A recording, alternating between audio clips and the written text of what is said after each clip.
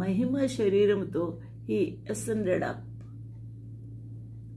ఆయనే వెళ్ళిపోయి ఉన్నారు.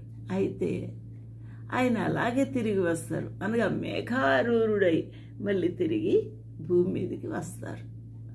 ఆ రీతిగానే తిరిగి వచ్చినని వారితో చెప్పాను. ఈ సత్యాన్ని మనము అర్థం చేసుకున్నప్పుడు శిష్యులు ఎంతో సంతోషంతో యెరూషలేమునకు వెళ్ళారు.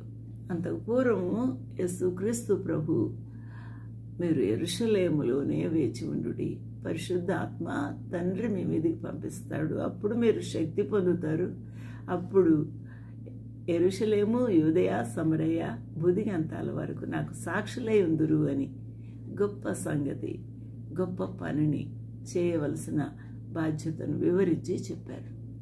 ఆ విధంగా ఆజ్ఞాపించి ఆయన వెళ్ళిపోయి ఉన్నారు. ఇక్కడ మనము ఆలోచన చేయాల్సిన విషయం ఏమనగా, why the Lord is going to return unto us. మళ్ళీ మన వద్దకు ఎందుకు వస్తారు ప్రభు, ఏ పని మీద వస్తారు అనేదే మనము ఆలోచన చేయాలి. ఇక్కడ యేసుక్రీస్తు ప్రభు తీర్పు తీర్చుటకై ఆయన రానై ఉన్నాడు, తానే స్వయంగా చెప్పిన మాట.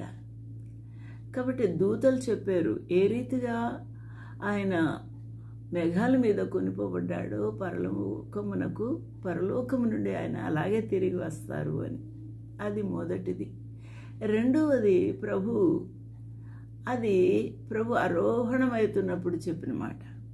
యేసుక్రీస్తు ప్రభు సజీవంగా పరిచర్యలో ఉంటూ తన ప్రియమైన శిష్యులకు ఈ విధంగా చెప్తున్నాడు.